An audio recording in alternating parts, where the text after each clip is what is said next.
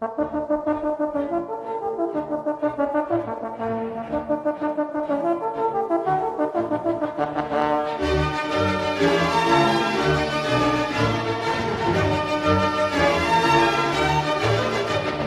everyone, my guest today is Billy Dees.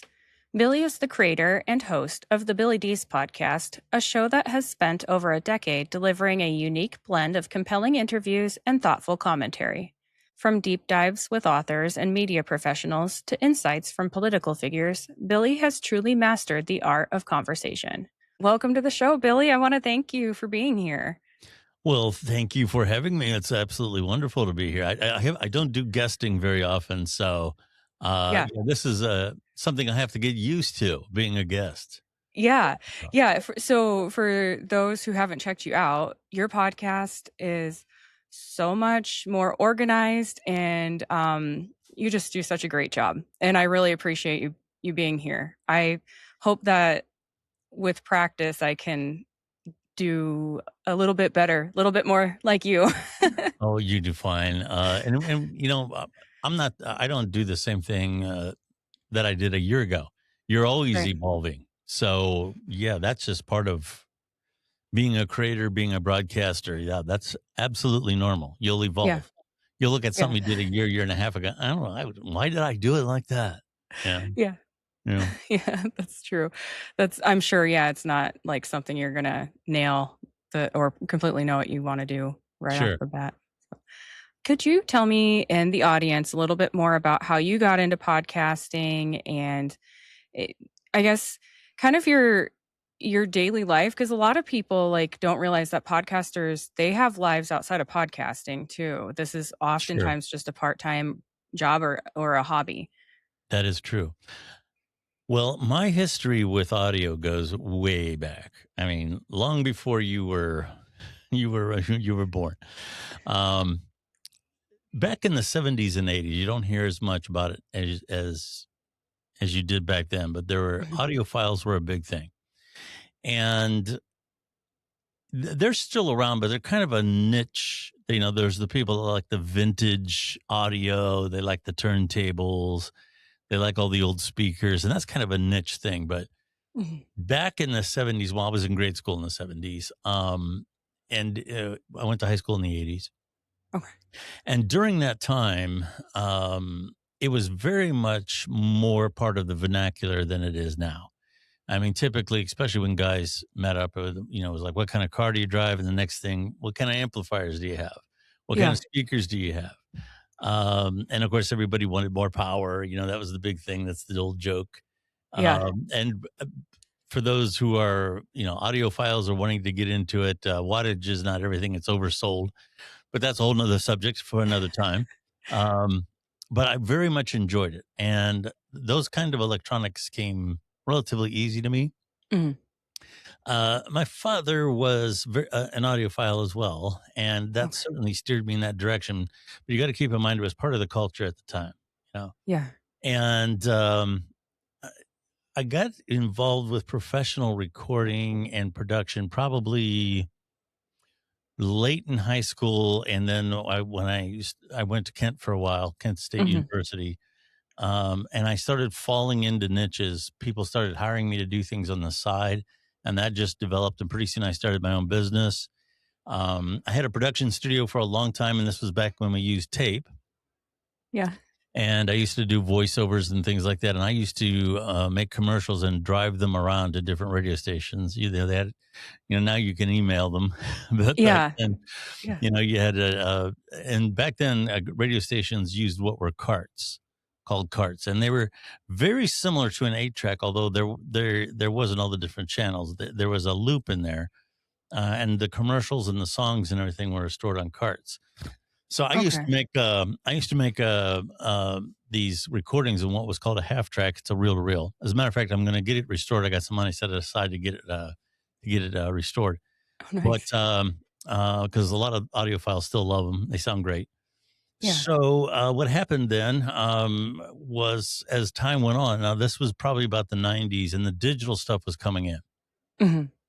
And one of the things I always say is I kind of believe that somebody's in my generation. I'm I'm on the older side of Generation X. Okay. Um, if we were active during those years as a creator, as an audio production person, Mhm. we kind of got in in my opinion, at a good time because we were on the ground floor as digital technology was being implemented, Mhm. and we got to use the advantages, but we also understood the electronics. One of the things I've noticed is younger creators, especially in video, have a tendency to rely way too much on software to fix Okay. to fix problems after you've done it. We'll fix it in post, and that's really not the right approach. You should always try to record something as good as possible. And if you're into photography, you want to learn the right lenses, the right filters. You Mhm. shouldn't be using software to fix problems. That's really not Yeah. what you shouldn't be doing. So, my generation, we understand electronics, we understand resistance, we understand signal flow, and all those kind of things. Younger people have a tendency to rely way too much on software. A lot of times, younger folks are using emulators and things like that that are making, performing the function of an actual, a piece of hardware, but they've never really had their hands on it. So I kind of think we're in kind of the best of both worlds because if you go too much older than me, some of the Uh-huh. baby boomers and things like that, they don't like the digital realm at all. They don't Right. want anything to do with computers. Yeah. We're kind of right in that niche. I mean, uh, we learned our trade on real electronics, and then we incorporated digital. Whereas, like I said, the younger folks rely too much on software. Older folks don't want anything to do with computers. So we're right in that thing where we understand both. So I Right. kind of yeah. So as the years went on, I'm gonna say I podcasting kind of got on my radar 2011, 2012. Now back then it wasn't big. It was very much a nerdy thing. And they were almost always downloaded.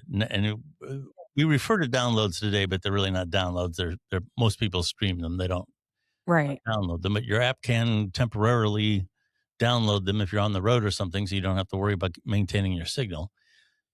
But they got on my radar, and I started doing that. And 2012 was a big year for podcasts because you had a sitting president give an interview to a podcast, and also you had what was going to become the crime genre. There was I believe it was called Dirty John or something like that. Don't quote me on that, but it was something like that. Oh, Yeah, I know what and you're talking about. yeah, that Yeah. blew up. That Yeah. absolutely blew up. Everybody was and the crime genre is huge, as you probably all know. Yeah. Um, and I always say there's more true crime podcasts than there are true crimes. Yeah. But yeah, so it kind of spun from there. So I did a couple of different podcasts, different incarnations of them. Mhm. But I finally landed on just using my own name and doing commentary, doing interviews. I kind of fell into the author thing because one of the publishing companies reached out to me because they realized podcasts were going to be good for that. Uh-huh. So I started to get a reputation very early on. So the podcast in its current form now is about, I'm going to say about 11 years old. Yeah. And yeah, so we have a long history with, if you go to any of the major podcasting platforms, we're there. Mhm. So yeah, that's Yeah. kind of how I got into it. I've been doing audio for a long time. Yeah.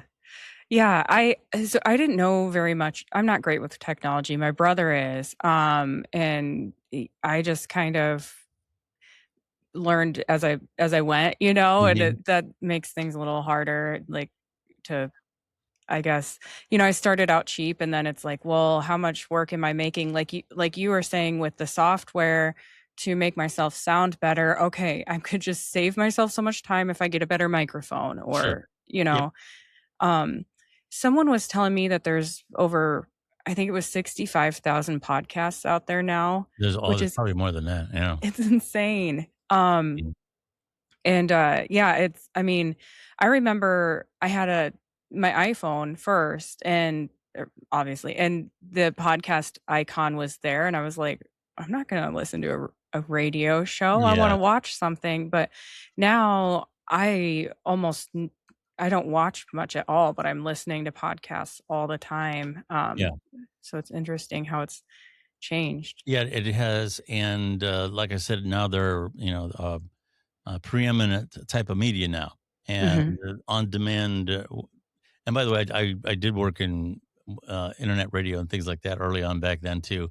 But Yeah. the idea that you can have a radio show on demand, you can listen to it whatever you want, whenever Yeah. it's convenient.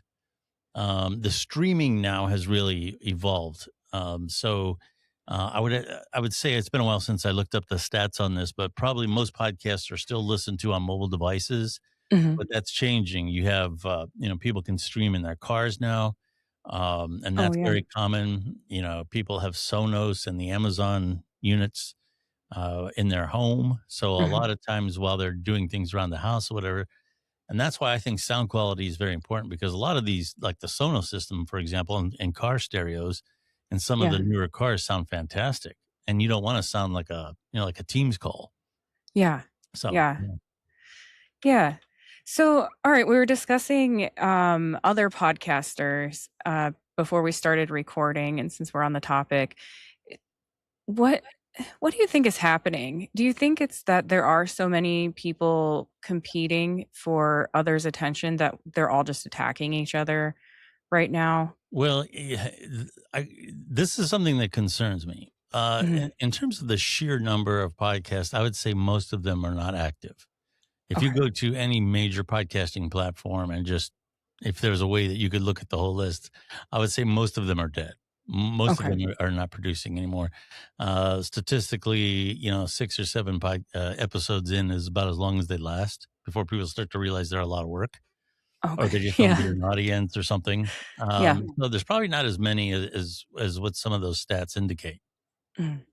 With that being said, here's how this kind of evolved. I would say I was one of the early adopters of podcasting, and Mhm. independents like myself um, created the medium. And we created it at a time when we were internet nerds. Okay. And this is Okay. often how these things evolve. Yeah. So major media companies were like, we're not going to mess with podcasting. That's something that, tinkering around with the internet. Those are those people. Well, what happens then is, it becomes big.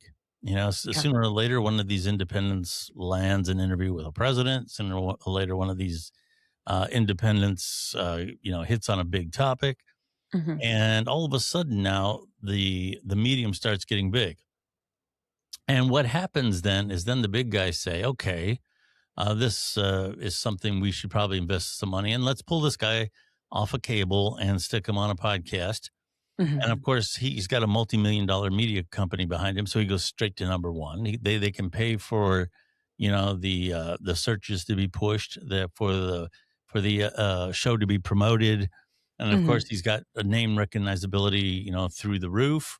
And all of a sudden, now these big guys step in, the big companies step in. Initially, that isn't entirely bad. When you have Dr. Phil or one of those kind of people coming onto a podcast, they bring an audience with them that may not be there had it not Right. been for them. Okay. Yeah. So it does bring more people in. The downside is that when you go to do a search for anything, you're going to get these heavily promoted podcasts, from these major media companies. So Anderson Cooper and all those other people are going to come up. When you Mhm. search a trending topic, you won't necessarily get a small independent. So that's kind of what happened. And when you look at Megyn Kelly, when you look at Tucker Carlson, Mhm. uh, these were people that were lightning rods when they were on cable. Yeah. So they brought that circus with them to the podcasting arena. Mhm. And the only thing that worries me is I wouldn't care if they just damaged their own show. Right. But in 2024, you had a situation where, podcasting played a pivotal role, for better or for worse, in a presidential election. Mhm. and their credibility is very high. And Yeah. it's part of what I would call the new media. You have podcasting, you have Substack, things like that. And the last thing that I want, though, is all this name calling. Yeah. With some of these podcasters, and it's becoming a circus, a lot like cable news was back in the day. Right. When Keith Olbermann was up against Bill O'Reilly. When Keith Olbermann was on MSNBC, Bill O'Reilly was on Fox News. Yeah.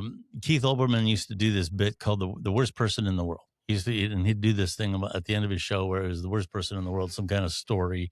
Uh-huh. Somebody owned a restaurant and one of his employees stopped a robbery, and because he neglected his table, he got fired. So that person would be Oh. the worst person in the world. Okay. Well, it got to the Yeah. point that the worst person was always Bill O'Reilly. Okay? Oh, jeez. And he would always be commenting about what Bill O'Reilly said the night before. Mhm. And that kind of temperature is coming. And by the way, Keith Olbermann blocked me. So that, Oh. yeah, yeah. So anyway, and I didn't come after him at all. This was about an episode I did about the Democrats before the election, and I was not being Wow. partisan. I was not being partisan. I did say, though, from a marketing standpoint, they're on the path to lose. And, Yeah. that's what happened. And they did. But anyway, um, so yeah, this circus like atmosphere is coming over. They brought that with them. Mhm. So that concerns me because I don't want, like cable news right now is a punchline, and I don't want Yeah. that to happen to podcasting. There's some really, whether you agree with him or not, people like Matt Taibbi and people like that. I mean, these are just incredible, smart journalists that have these podcasts. Mhm. Um, and if you haven't listened to Matt Taibbi, by the way, go out there and give him a listen. Oh, He's absolutely yeah, I'll have to check fantastic. him out. Yeah. And he's the guy Yeah. that did the Twitter files, if you're familiar with that.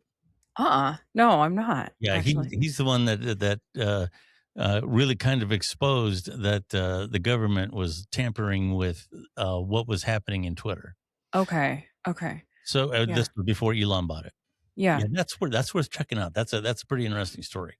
So Yeah. anyway, yeah, he's that guy, and he used to be paired up with a guy by the name of Walter Kern. Walter Kern and I actually follow each other on X, Nice. but they don't pair up anymore. I forget the guy's Okay. name, but Matt Taibbi's paired up with somebody else now on his podcast, and he's also on Okay. Substack. Yeah, but so yeah, people like that, those are the people we should be listening to. Some of these other people, I don't know what happened to Tucker Carlson. I really Yeah. don't. There was a time when I thought he was, pretty decent, but something happened with all of them. I don't know. That's kind of what I've been wondering and thinking about, as I see these people change, because some of them I listened to, some of them I didn't. Some of them I had a lot of respect for, and then to see them do a 180, um, it I can't think of any other excuse other than following the money, but some of these people, it's not like they're hurting for money, and And to begin with, yeah, it's not like changing their stances would I mean, they just don't need to. It's not like they would lose right, listeners by sticking with what they believe, but it's strange to see all of these people suddenly flipping yeah, and being completely different. I don't understand. And I've seen that with like Marjorie Taylor Greene as mhm, well, where it's like, okay, so the theory that I've heard is that people realize that there is a need for conservative influencers and podcasters, and so people were like, "Well, this is my opportunity to get exactly, seen and sure, heard." mhm, Yeah, and then if be and with it all does kind of seem to coincide with the Iran situation. Like maybe mhm, they're like, "Oh, tides are turning. It's no longer beneficial for me to hold these stances." I yeah, guess I don't yeah. know. That's true, and I really don't know, now that you mention it, I don't know what's really going on with the Iran war. I think a lot of people kind of hope that the people there were gonna take over that regime once we Yeah, started attacking and weakening that government, but that didn't happen. yeah, So, how do you get out now? So yeah. that's interesting. That's a whole nother topic. But yeah, you're right. A lot of people who initially were on board with it, or at least okay with it, are starting to, get weary of this. It's the Mhm. same old story. The strait's open, it's closed. It's open, it's closed. Uh, Oh, we're going to give it to them. Oh, there's a ceasefire. Oh, we're going to give it to them. Oh, there's a ceasefire. It's changing all the time. So, yeah, yeah, and that's honestly, that's what I'm tired about, with all this is, I have a nephew that's over there, and it's like, "Can we wrap this up?" Like, he makes it sound like, um, where he's at, he's not in danger or anything. He kinda Mhm. makes it sound like it's not this big deal at all.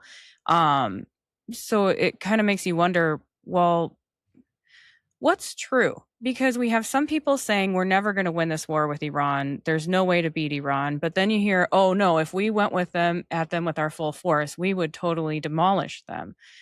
I don't know what to believe. And Yeah. yeah, go ahead. I was only going to say, with an area like that, and we should have learned this with Iraq, Mhm. conquering the military, wiping out the military, going in there with a full head of steam is one thing. Mhm. Policing that state is another thing entirely. Yeah. And that's what you have to be very careful of, because you can get into a situation where, okay, now you're in there. Now you got control of it. Now what? Yeah. Then you start fighting them in the hills. Then you start fighting them in the mountains. And Iran is much larger than Iraq was. I mean, there's a lot of places to hide up in them narrow hills, as they say. Yeah. And that's when you start taking casualties. That's when you got to go in there with boots on the ground, Mhm. and you don't know who's with you, who isn't. Um, so yeah, that's kind of one of those things. The old story about be careful what you want, you just might get it. Yeah. Going in there and beating them is one thing, but now you got your forces in there, and now you got an unstable area. Now what happens? Right. So, and a lot of times, whatever comes next is worse than what was there before. Yeah. Yeah, Y Right, and my personal opinion on it was I was excited for the people of Iran to sure. possibly get new leadership, but like you said, it's looking like that's not gonna happen, and it's kind of the same jerking around with, "Oh, we're gonna end this Russia-Ukraine conflict." Well, it's still going on, they're still striking each other, it's just Yeah, not the popular topic, so we're not really hearing about it anymore. And yes, the back and forth with Iran with the Straits, and then we're in a ceasefire, but they're still striking us yeah. and we're blocking them. So it didn't, because, like, okay, this part I don't quite understand. So did they maintain the ceasefire because they didn't actually strike us because we blocked them? Because I that's don't know. I can tell you that as a rule, I am not a fan of ceasefires. right. Yeah. I think ceasefires are generally a bad idea. When you go at somebody, you go at them until whatever goal is. And here again, what their goal was is a whole nother topic we could debate. But if Hmm. your goal is to take somebody out, to take out a certain leadership, then you stay and finish it. Yeah. And then you get the hell out. You don't hang around. Yeah. What ceasefires basically do, and they play into the left a lot because they sound so wonderful. Why Hmm. don't we just have a ceasefire? Oh, it's so wonderful. Who doesn't want to ceasefire? Well, Yeah. what happens is what ceasefire means to the enemy is time to reload, time to Yeah. refortify your positions, time to do all those other kind of things. That was a big problem during the Vietnam War. A lot of the protesters, in my opinion, inadvertently got Americans killed because every time things got bad, there would be protesters, raising heck, and it's okay. Well, we're going to do a ceasefire. We're going to go to these talks, Mhm. and they would refortify their positions. And now you have an even harder battle. And a lot of those Vietnam soldiers had to retake the same positions several times because they were Right. told to back up. You can't fight a war like that. You just can't. Like Patton said, I don't want to get any messages telling me to hold my position. I'm not holding anything. you know, Yeah. Yeah. and that's the thing. And when you get the enemy on their back, you keep going. So yeah, that's kind of my opinion on that. I really don't. That's turned into a political thing more so than a war, Mhm. and I was hoping that wouldn't happen. Right. And I, you know, like Trump has always saying like, oh, no new wars, no new wars. So I guess when this all started, I believed that this was going to be over Quick. quickly. I don't Hmm. quite understand what's going on with why it's taking so long, because I don't think Iran's actually going to agree to the peace deal that we're asking of them. Probably not. So So, yeah. where do you think it's going to go? I have no way of knowing, but I can tell you this will get drawn out. Yeah, this is a classic case of crapper get off the pot. Mhm. If we have the fortitude to go through and take this regime out, and we have a plan for what happens afterwards, fine. If it's okay, maybe this was a bad idea. Let's back out of this. I'm going to say, well, that may not look good, but that's fine too. Just playing around with this and letting it dangle, so to speak. Yeah. Yeah, it's not good. It's going to create Yeah. a bigger problem down the road if it's not ended one way or the other. Yeah, I agree. And I don't think it's really aligning with a lot of the other things that President Trump promised us with this administration. He promised us affordability. That was the largest affordability and immigration. And things aren't affordable. And yes, I'm willing to pay more for the people of Iran to get a better outcome. Mhm. But if this drags on and then it turns into nothing better happened for them and we lost people and they lost thousands of people, then what was it for? Yeah. We're wasting a huge chunk of his administration on this. Yeah, and listen, a lot of times you don't know what's going on behind the scenes. A lot of times they can't Yeah. divulge all the things, which is fine. You can give them a little bit of leeway for that. But by the same token, this can't go on indefinitely. It just can't. These Yeah. games, I just can't see it continuing. So we'll see what happens. Hopefully, Yeah. we'll get a result, get a resolution sooner rather than later. Yeah. Yeah. I sure hope so. Hey guys, sorry to interrupt. I just wanted to tell you about my sponsors quick. Sometimes I get on a roll cleaning or gardening, and I need a boost but don't have time for a meal. Big Fork Brand's pork jerky is the perfect choice to keep my momentum, offering high protein snacks for on the go energy boosts.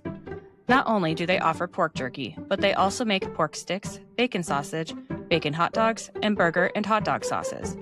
Products come in a variety of delicious flavors, including Thai green curry and maple and brown sugar for the meat options, and gangster and Chicago fire for the sauces.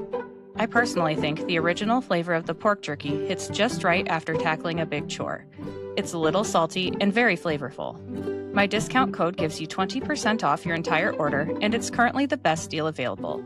Just visit bigforkbrands.com and enter in my promo code JADE, that's JADE, at checkout. Are you looking for a gift for a music lover, or maybe some apparel to show off your quirky side?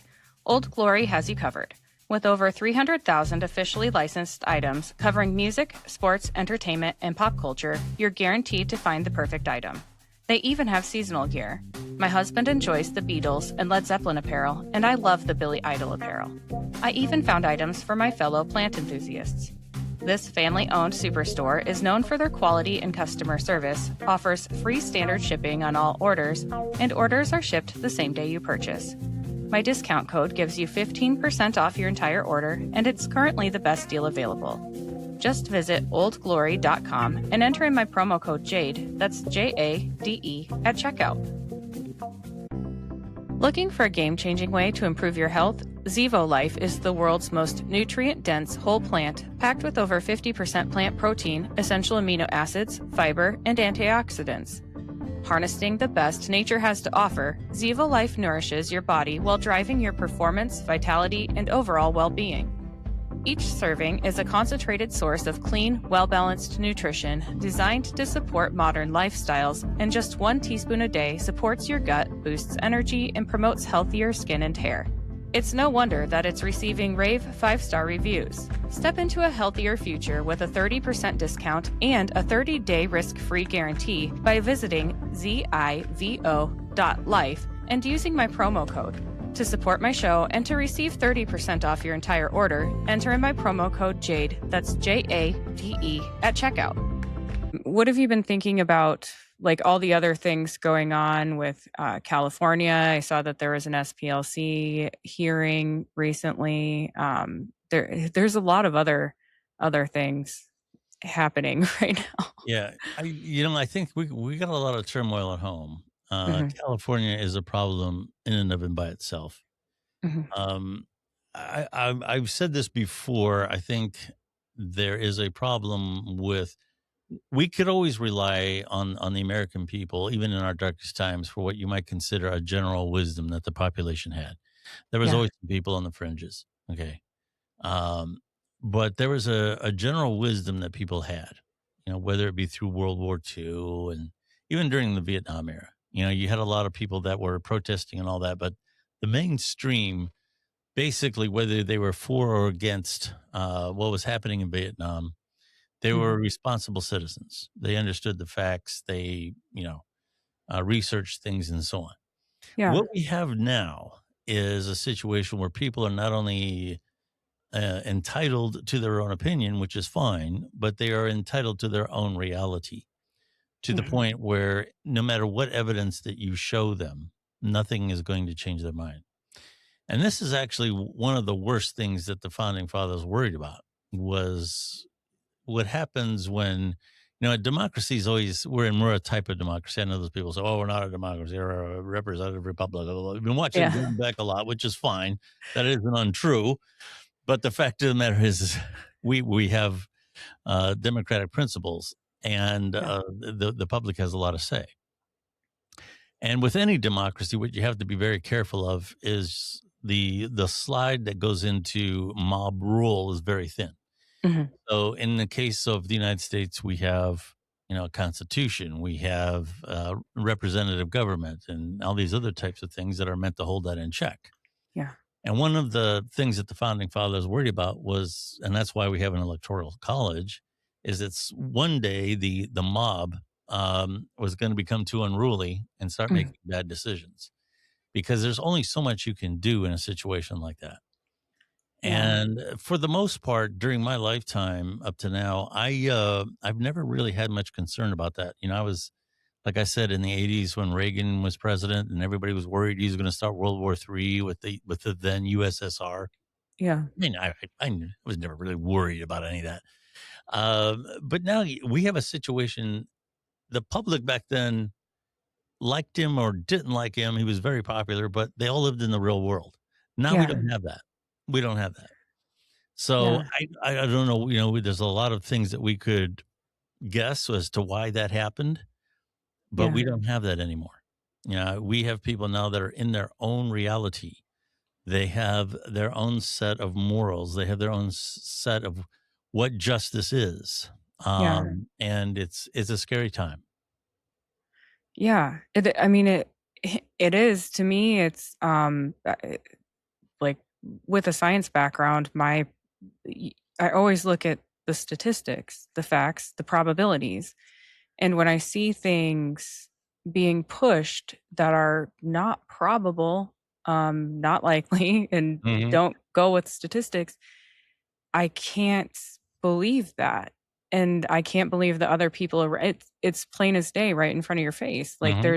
there's no way there's no way that with Spencer Pratt and how he was doing in the LA mayoral race, that there's a 4,000 vote dump and not Not one one. vote is for Yeah. him. And also most of them are for Raman and not Karen Bass, who is in the lead. That's not statistically possible. It, Yeah.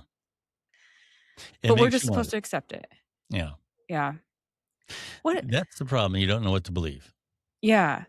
What do you think why do you think this is happening to so many people where they are creating their own realities and their own set of, you know, how is this happening? There's a lot of things. Without giving too lengthy of an answer, I think that if you go back to the 1950s, for example, news was a public service. Mhm. News was something that the networks did begrudgingly because they Yeah. wanted to get I Love Lucy and all that stuff on there because that's what made money. You know, Yeah. watching her fall down or get chocolate all over her face is what people tuned in to watch. They didn't really tune in to watch what Congress was voting on. Right. Yeah. And what really changed that was in 1963 when President Kennedy got shot. Mhm. That weekend, the entire country was glued to their TVs for 3 days. And of course, his assassin was assassinated right on live TV. And the United States was mesmerized with their televisions. And up until then, real news, quote unquote, real journalism was on the paper and in the radio. It Yeah. wasn't on TV. But that changed everything. And the executives decided, you know what? This news thing, we might be able to make money on this. And of course, the 60s were ripe with all kinds of turmoil going on between Mhm. Vietnam and civil rights and all the assassinations and everything else. Yeah. And then Watergate.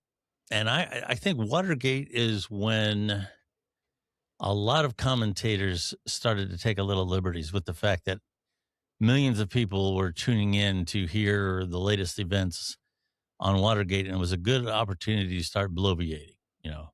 What Okay. would the president Yeah. know? How much did he Yeah. know? And when did he know it? And all that kind of stuff. Yeah. Um, and then the partisanship started to rear its head. And by the time the 1980s rolled around, you had cable news, Mhm. and there's only so much happening in a given day. So how do you get people to tune in? Well, you tell them what they want to hear, you know. Yeah. And of course, now we have social media where everybody's, you know, we follow people we like, and we don't just ignore people we don't like, we block them. You know, just like Right. I got blocked by Keith Yeah. Olbermann. Yeah. That's a badge of honor, I think. Yeah, it might be. But I used to show the blocked on the podcast, you know, where I come up when I go to his profile and it says this person has blocked you. I used to show that. Yeah. But now it's getting to the point where we won't even tolerate hearing something we don't agree with. Mhm. And we're all in our own little camp. We're all in our own little bubble. Everybody's on a team. Yeah. And there's a lot of conspiracy theories that say that this was orchestrated because if you are on a team, if you're one of these people, I'll never vote blue. I'll Mhm. never vote red. If you're in one of those camps, you are handing somebody a ticket to manipulate you. Okay. Yeah. Yeah. Free thinkers have to come back. It's one thing to be a conservative in general philosophy or a liberal in general philosophy. Mhm. It's another thing to be so embedded in these ideologies that you're essentially in a religious cult. It's just like Yeah. somebody who believes something fervently about some spirituality or something, and they have this moral high ground because of it. Right. You can't shake them from that mountain peak. They think they have the moral leverage on you because they're right and they're sure that they are right. And Mhm. any facts that disparage that is, it's fake news. Yeah. And that's how I kind of think the evolution of how news has been managed, both in legacy media and now in social media, has really changed how people consume news. They don't want to be bothered with things that they don't like. Right. You know, back in the 1960s, 1970s, if Walter Cronkite came on CBS News and told you the war wasn't going well, whether you liked it or not, that was the news. Okay. Right. Right. Now we follow the news that puts a different spin on what's happening with Iran. If you like the president, and if you don't like the president, you follow the news channels that say that what's happening in Iran right now is a disaster. Mhm. So where is it? Where is the truth? It's probably somewhere in the middle, but we don't know. Right. Yeah. Yeah. That kind of made me think about when I lived in Austin, Texas. I was a Democrat voter, but whatever I did, like it was already that kind of tribalism Yeah, almost down there. So like any thought that I had that didn't match theirs, I'd get poo-pooed about it, and yeah. it's like, hmm, I don't really like that you guys judge me for this and I don't judge you for your thoughts, and that kind of drove me away from the party really, but I see both sides being just as tribal now. Sure, and what's happening with CBS right now? I mean, you had Scott Pelley that was let go from 60 Minutes, Mhm. and this was right after Stephen Colbert Mhm. left. his late night show. And Stephen Colbert and Jimmy Kimmel both, they're basically Rachel Maddow with a live audience and a band. Yeah. They're political left leaning talk shows is what they Yeah. are. They are not entertainment and they are not news. They are political mouthpieces with a live audience and a band. That's what they Mhm. are. Now, you might think that's okay, and that's fine, but that's what they are. And, Right. Jimmy Kimmel said it's not my job to be funny when he was being criticized about some of the things he said, and he does his job very well because he's most of the time he's not funny. He's making political commentary. Right. And the legacy media is completely dominated, has been completely dominated, with the exception of talk radio. Mhm. Fox News is probably more middle ground, but Mhm. the major networks and all the other major news, cable news, all left leaning. So I find it so odd that these people, when Pelley gets let go, or Yeah. when in Stephen Colbert, oh, it's censorship, it's this and that. It's not any of those things. Late night is devolving. Okay, there's no Yeah. audience for it anymore. The audience is north of 70. Not that there's Yeah. anything wrong with that, but the days of Johnny Carson dominating that. There was a time when Johnny Carson was a huge a slice of what NBC made in a year. I mean, he was like 30 or 40%. In today's dollars, it was like $1 billion he brought in. Okay, those days are gone. Okay. Yeah. Those shows are just staying alive. I don't understand why they have such massive staffs. I mean, Stephen Colbert had like 100 people doing what?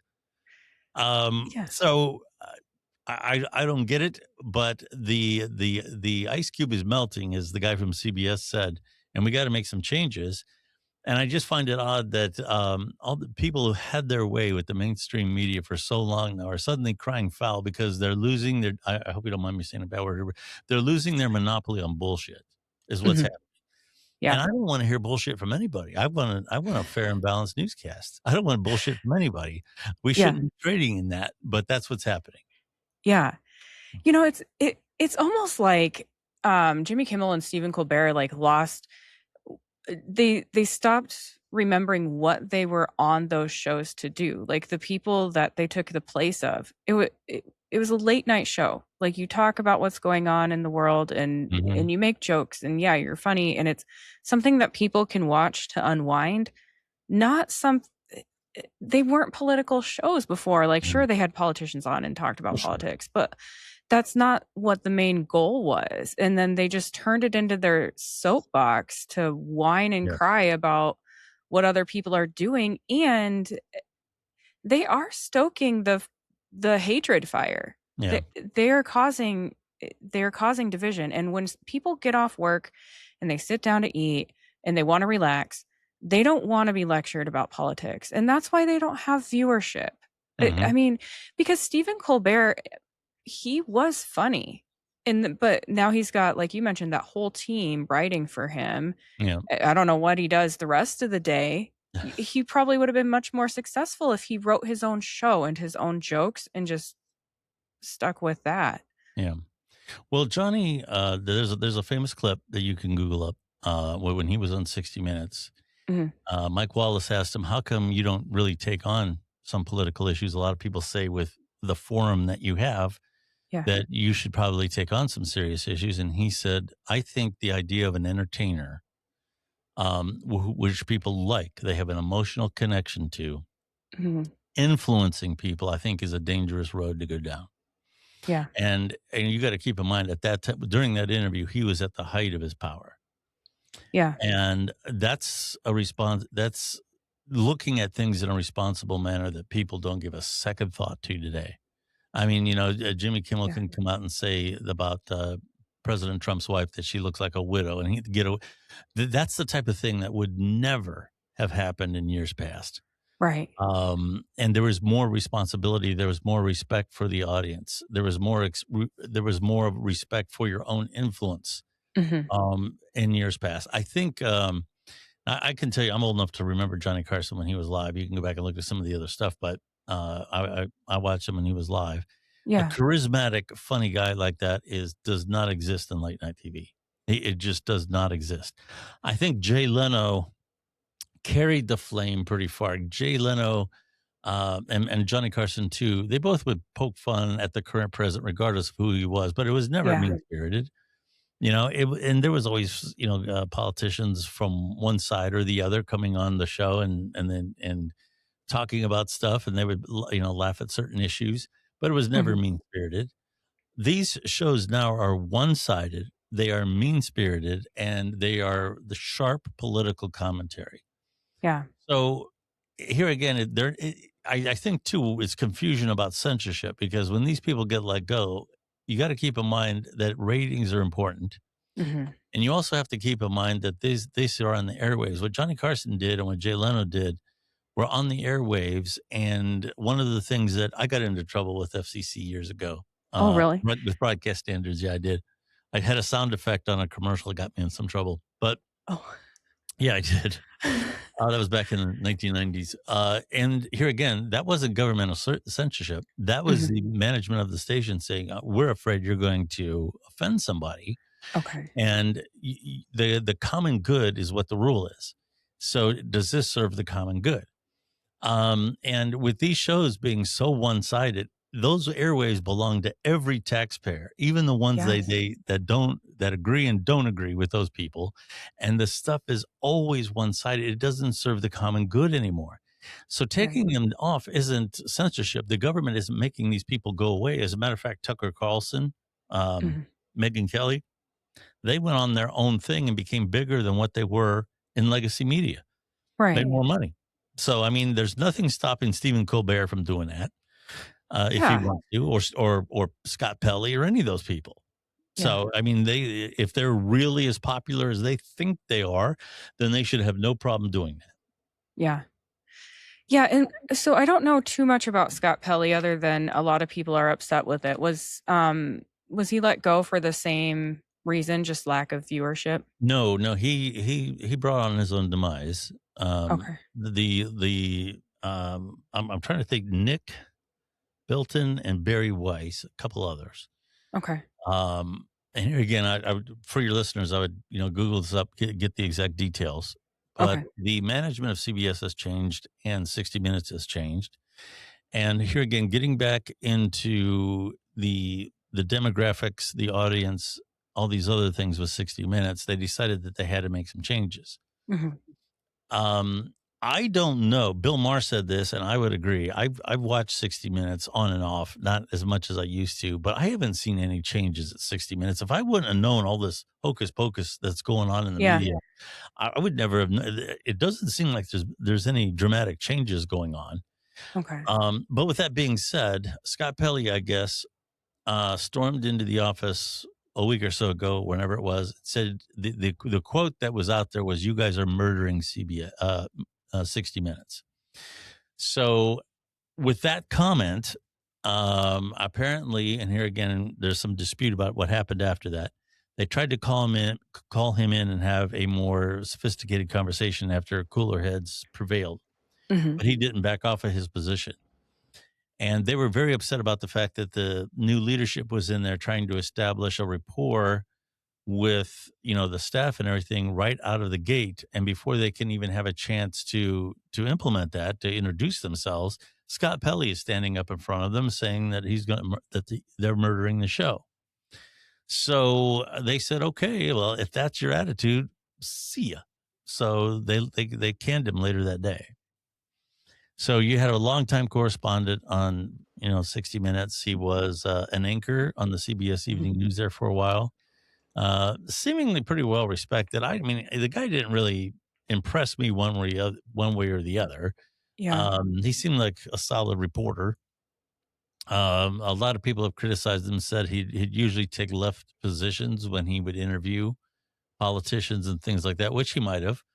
But I didn't think he was the worst apple in the bin by any stretch of the imagination. Mhm. But anyway, yeah, for some reason he decided you can't just walk in. I don't care who you are, walk into your place of employment and tell everybody in front of all the new people that you suck, and then expect to get away with it. I don't know. You got to be more diplomatic about changes than that. Yeah. It does seem like certain people, especially if they're on TV, have a lot of listeners, or well, a lot, but Yeah. some fame. It's almost like they don't understand that they're still doing a job and they still need to perform their for Yeah. their employer. Yeah. Yeah. So yeah, that's the thing. You got to work with the people that own the company, Yeah. and and here again, I, I disagreeing with your boss or whatever is one thing. Mhm. Making those kinds of comments. Oh, and he actually said that they're unqualified because they have tech backgrounds, tech writing backgrounds, Yeah. and he said, they're unqualified and this and that, and they're murdering the show. There's nowhere to go with that. There's nowhere Yeah. to say, okay, well, how can we make it better? You know, Right. I mean, that's Right. pretty much the end of it right Yeah. there. Yeah. So, yeah, so that's what happened. Yeah. I'm curious to see what more changes. I mean, I guess that is nice to see that there are some changes being made Mhm. as far as media goes that matches the interests of other people Yeah, instead and of here again, people I, with I white belief. I've been watching and here again, not every night, but the CBS Evening News, Mhm. and I have not seen a radical. If anything, they're center. If anything, they're Okay. center. This idea that they've moved to the right is not true at all. My only criticism of all the major networks, and CBS is the one I've watched the most lately because I wanted to see if there's any changes, Yeah. is this concentration on weather. I have no idea. I mean, before the Iran attacks, this was Mhm. like 24 hours or 48 hours before we attacked Iran. Everybody knew it was happening. It was all over X. It was all over cable news. Yeah. Okay, so I tune into CBS to find out, okay, what's the latest on this? Okay, here's a major news Yeah. network. Oh, major snow is coming into New York. We have team coverage tonight. They're going to have to get the snow plows out. They might get a foot. Okay, I, I'm watching this. Is this for real? Yeah. And it happens more frequently. When I turn on the news and the first thing they said, "Oh, tornadoes are coming into Texas," I turn it off. Yeah.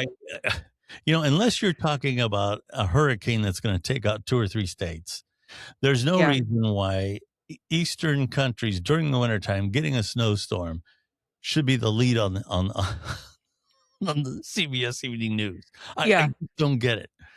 But that's my opinion. Maybe that's just my observation, but I think it's absolutely ridiculous. Yeah. Absolutely ridiculous. Um, I point out to my husband all the time that our local news station is always covering like big events in other states, and it's like, can you just talk about the event that's going on downtown for a little bit? Yeah, Like, yeah. what are we doing? Yeah. Well, my only defense of that is the big networks don't cover them, Yeah. unless New York is getting snow or somewhere else down south is getting rain. Yeah. I mean, it's here again. I understand a disaster of epic proportions, but Right. the idea Right. that New York is going to get a heavy snowstorm and they have to call out snow plows, that is not not significant. That's not a yeah. No. Yeah. Yeah, World War III is about to start, but first we got to talk about there's a nor'easter coming in. Oh, Jesus, it's absolutely ridiculous. Yeah.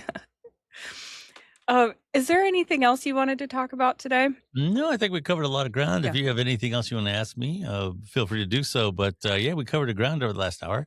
I Yeah. hope we provided some entertainment and some information for your listeners. Yeah. Yeah. As Yeah, always, it was a pleasure. Where can everybody find you? sure. Well, the Billy Dees podcast can be found on any major podcast platform. We have, like I mentioned earlier, we've been around for about, well, certainly 10 years, maybe 11 or 12. I don't know the exact number. Mhm. But and needless to say, we're not hard to find. So by all means, listen to us. Give us a couple episodes. It's free. There's no paywalls. Even my Substack, there's no paywalls. That is not where our income comes from. Our income, and I'll spare you the details, but comes from production. We don't charge listeners. Okay, so Yeah. we appreciate our listeners. They're a very valuable part of what we do. We would be talking to ourselves without them. So Yeah. we don't charge listeners, we don't make them pay for extra content, any of that kind of stuff. So by all means, check us out. I'm on most social media. I just started a Substack. I'm like brand new on there. But probably my social media home is still X, the old Twitter, only because there's such a trending aspect Hmm. to X, very real time, which is perfect for news and podcasting and all the stuff I'm involved in. So that's kind of like my social media home at Billy Dees on X, the old Twitter. Feel free to follow Yeah. me, but appreciate it. Sounds great. Also, I did want to let you know that my uncle listens to you. Oh, really? Yeah. So then when I was on, when we did that appearance with Sarah, Oh, he was yeah. like, "Oh yeah, he's had Sarah on before," and I'm like, "Oh, you must listen to him." So Oh, anyway, awesome. That's great sounds to good. hear. Well, hello to your uncle. I don't know his name, but hello. Gary. Gary, Yeah. what's up, man? All right. Sounds good. All right. Well, thank you, You're very and welcome. I'll talk to you soon.